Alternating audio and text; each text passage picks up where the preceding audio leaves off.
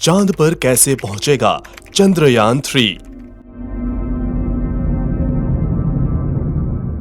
चांद पर कैसे उतरेगा चंद्रयान-3?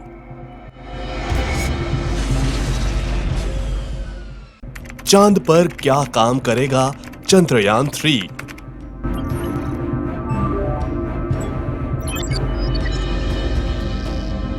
भारत के लिए चांद से क्या लेकर आएगा चंद्रयान-3?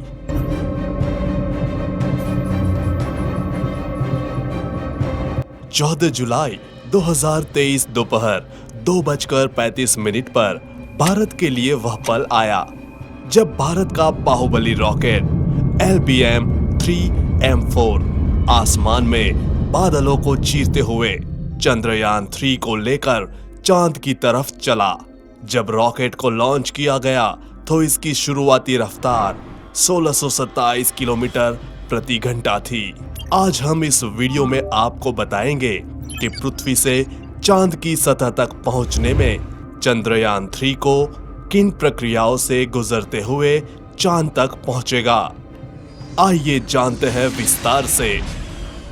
करेक्ट 2:35 पर रॉकेट LBM-3M4 का इंजन स्टार्ट हुआ और चंद्रयान-3 को हमारा रॉकेट बादलों को चीरते हुए चंद्रयान-3 को लेकर चांद की तरफ चला। और जैसे ही चंद्रयान-3 को लेकर रॉकेट बढ़ रहा था, हर एक भारतीय का सीना गर्व से चौड़ा हो गया। चंद्रयान-3 के साथ ही हमारी चांद की अगली यात्रा शुरू हुई। सबसे पहले दोनों बूस्टर रॉकेट स्टार्ट हुए। रॉकेट लॉन्च के 108 सेकंड बाद 45 किलोमीटर की ऊंचाई पर इसका लिक्विड इंजन स्टार्ट होने के बाद रॉकेट की रफ्तार 6437 किलोमीटर प्रति घंटा हो गई। बाहुबली रॉकेट LBM-3M4 चंद्रयान-3 को लेकर चांद की तरफ बढ़ा। रोंगटे खड़े कर देने वाला वो पल, बादलों को चीरते हुए अपनी तेज रफ्तार से आगे बढ़ते हुए LBM-3M4 अपनी चंद्रमा की यात्रा प्रारंभ कर चुका था। 130 सेकंड यानी आसमान में 62 किलोमीटर की ऊंचाई पर पहुंचने पर दोनों बूस्टर रॉकेट से अलग हो गए और रॉकेट का मेन इंजन स्टार्ट हो गया। बता दें कि रॉकेट को अलग करने का कार्य मशीनों के माध्यम से किया जाता है। दोनों बूस्टर रॉकेट से अलग होने के बाद रॉकेट की रफ्तार 7000 किलोमीटर प्रति घंटा पहुंच गई थी। दोनों अलग हुए बूस्टर रॉकेट को इसरो के वैज्ञानिकों ने सॉफ्टवेयर की मदद से समुद्र में गिरा दिया और रॉकेट का मेन इंजन चंद्रयान-3 को लेकर आगे बढ़ता रहा। 196 सेकंड पर रॉकेट से दोनों हीट शील्ड अलग हो गई, यानी यान के अगले हिस्से से दोनों शील्ड अलग हो गई। इन शील्ड को इसलिए अलग किया गया है क्योंकि यान 114.8 किलोमीटर की ऊंचाई प्राप्त कर चुका था। 307 सेकंड पर रॉकेट से लिक्विड इंजन अलग हुआ। रॉकेट से लिक्विड इंजन अलग होने के बाद क्रायोजेनिक इंजन स्टार्ट हुआ और चंद्रयान-3 को लेकर पृथ्वी की कक्षा की तरफ तेजी से बढ़ा।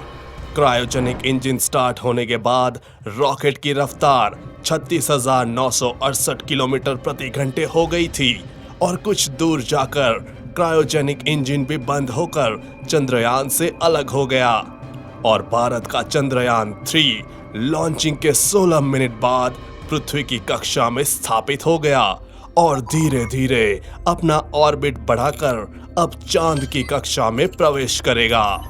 पृथ्वी की कक्षा में प्रवेश करने के बाद प्रोपल्शन मॉड्यूल की सहायता से इसरो इसको आगे उड़ाएगा। इसरो चंद्रयान-3 को पहले तो कुछ दिन पृथ्वी के चारों ओर घुमाएगा। हर चक्कर पहले से बड़ा होगा। ये सभी चक्कर अंडाकार होंगे। अब आपके मन में सवाल होगा कि यह सभी चक्कर अंडाकार क्यों होंगे?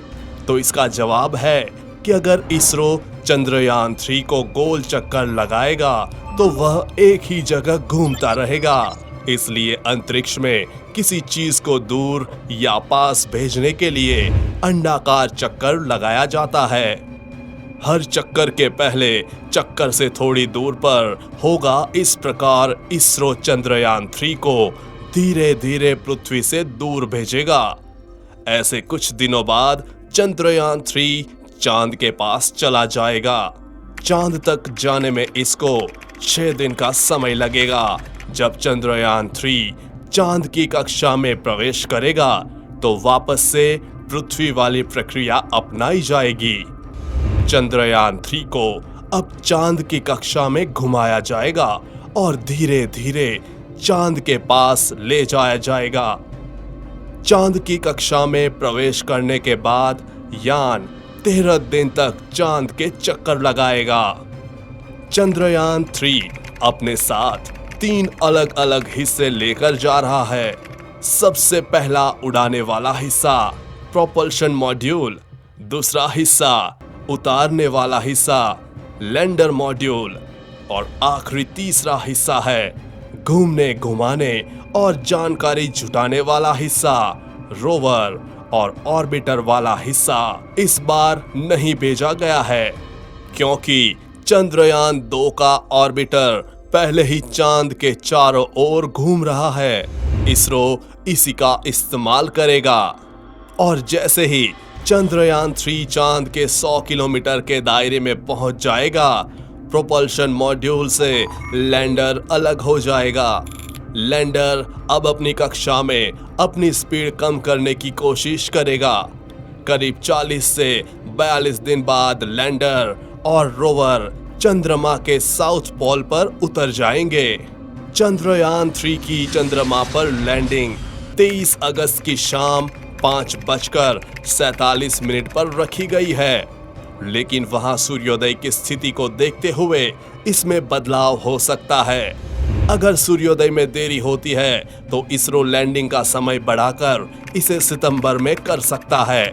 चांद पर चंद्रयान 3 को उतारना इस मिशन का सबसे कठिन पार्ट में से एक है।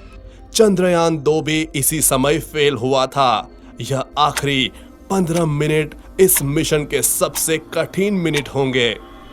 इस बार चंद्रयान 3 के लैंड करने के लिए 2 स्थान निश्चित किए गए हैं।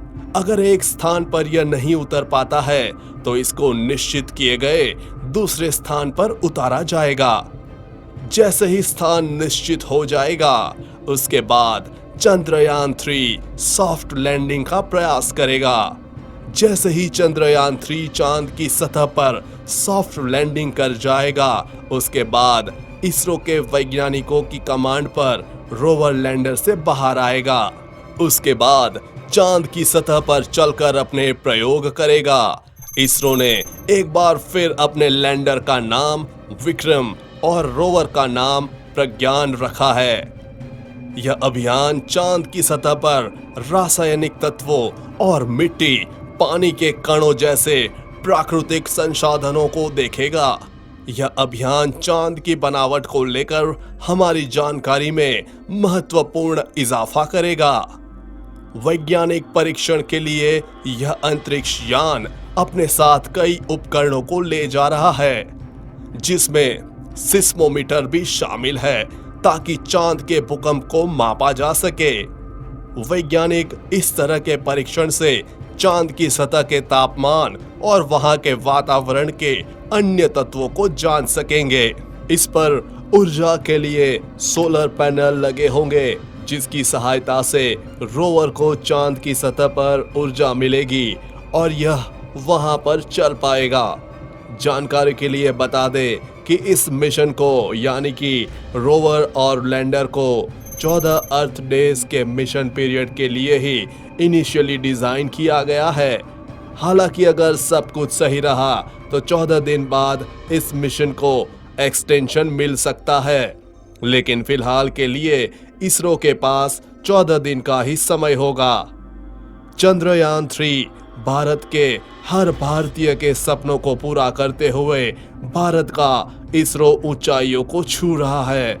यह महत्वपूर्ण उपलब्धि हमारे वैज्ञानिकों के अथक मेहनत का प्रमाण है।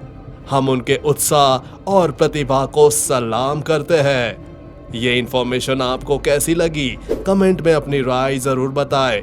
चंद्रयान 3 पर आगे भी अपडेट्स आती रहेगी, इसलिए अपडेटेड रहने के लिए चैनल को सब्सक्राइब करके बेल नोटिफिकेशन ऑन जरूर कर लें। जल्द मिलेंगे ऐसी ही इंफॉर्मेटिव वीडियो के साथ। तब तक के लिए बी हैप्पी। Bye bye.